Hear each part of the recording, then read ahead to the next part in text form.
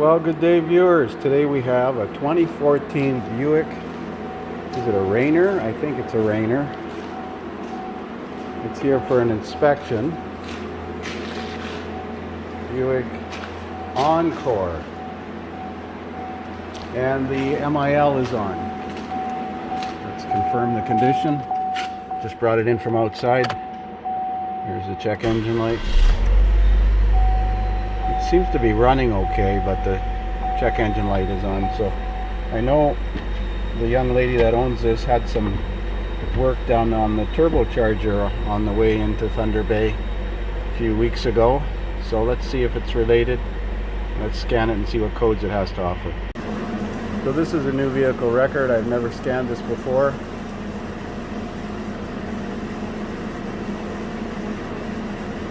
Let's see what it has to say. 181,000 kilometers. Let's do a network code scan. And it's a pre-scan. Well, that was odd. It flashed up post-catalyst fuel trim system high limit.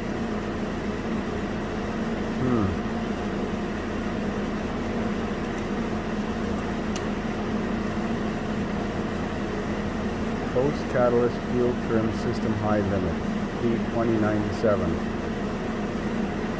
License plate lamp. License plate lamp. Now let's wait for it to get to the end. That's 11, 12 controllers. 14. And that's the end. 14 computers.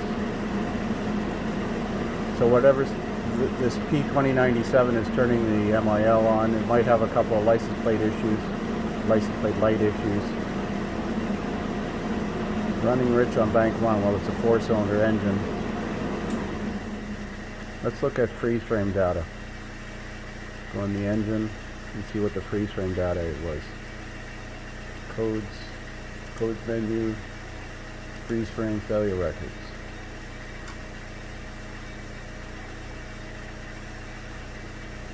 Fuel system high limit. I wonder if it's got a leaky high pressure fuel pump.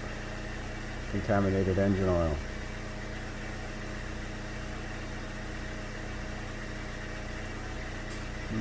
Ignition cycles with malfunction since first indicated 1. I want to look at the long-term fuel trim -4, short-term fuel trim -4. That's not really rich. But this is only one frame of data, so 15-minute run time. Vehicle speed 54 kilometers an hour. So city traffic.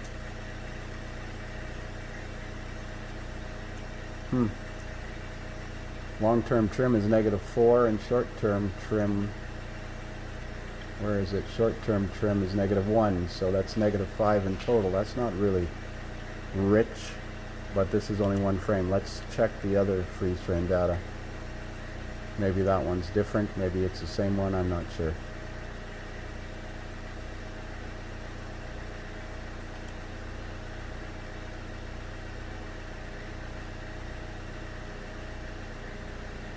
That one's 2 cycles. Closed loop, 67 degrees Celsius. So it wasn't up to temperature yet. Long-term fuel trim -4, short-term fuel trim -1. Well, it was definitely not running rich, but I'll have to look and see what causes that code to set. So here's what's in the Snap-on troubleshooter. It says P2097 post-catalyst fuel trim system high limit. So that means it's been adding fuel, in my opinion. DTCs will set when the ECMs determine that a lean or rich air-fuel ratio has been exceeded. Possible causes are failed aftermarket air induction and exhaust system components. It's all stock. Failed lean fuel injectors, failed low fuel level, failed fuel contamination, failed crankcase ventilation. I suppose we should check the ethanol content. Right now it's running fine. Short-term and long-term fuel trim are like basically 0. -3 plus 3 is 0. It's not completely up to temperature yet, but I'm going to look around. So doing a keyword search for this 2097 in Identifix, it shows several cases where the intermediate exhaust pipe leaks where the flex joint is, and I see by looking at this thing that it's been repaired. Now it may have a leak there. P2097, there's a bulletin on it too. TSB, let's have a look at this TSB. Initial diagnosis may display any of the following fuel trim or O2 sensor related codes. Does not lead to a resolution, and an intake vacuum leak or exhaust leak is suspected. The use of evaporative system test or smoke machine. Now it's had a bunch of the air induction pipes replaced on this thing already. It looks like it's got a new turbo on it. Let's have a look at what generates this code. Diagnostic trouble code routine. I think this is a 1.4. Let me double check. 1.4, yeah.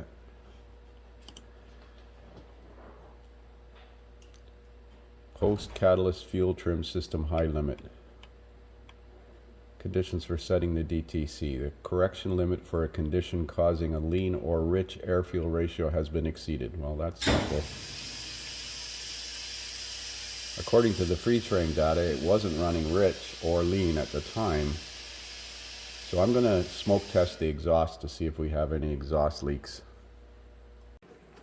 So I got my smoke machine hooked up to the tailpipe with one of these bladders in here. And there's an exhaust leak here. I'm looking at where it's coming from. It looks like it's coming around the gasket here, between the front pipe and the turbocharger or the catalytic converter.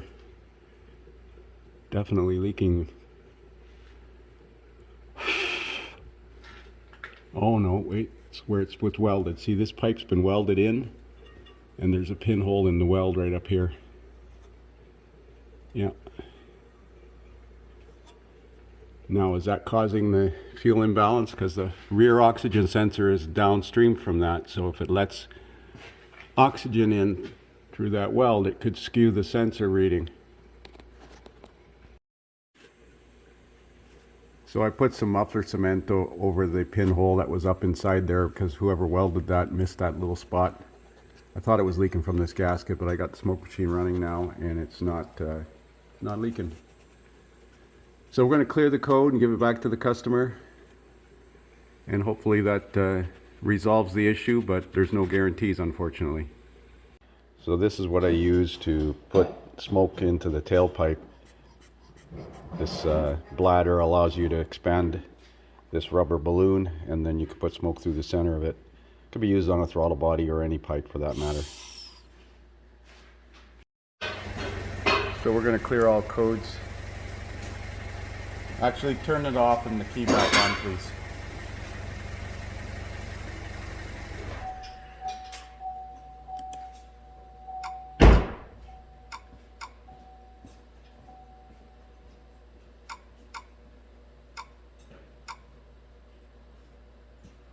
And as I said, there's no guarantee that that code is going to be eliminated, but certainly an exhaust leak ahead of the O2 sensor, the post-catalyst O2 sensor, could trip that fault code. So let's hope.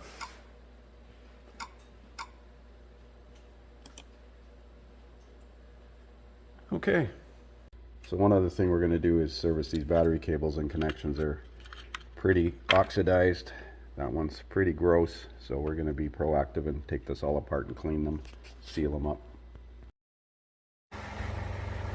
So after disconnecting and cleaning the battery cables, we got a window motor calibration code, which just means we got to relearn the power window motor by holding the button down, and then followed by holding it up. And the license plate lights have a problem, and I noticed both license plate lights don't work, so we're going to fix that as well.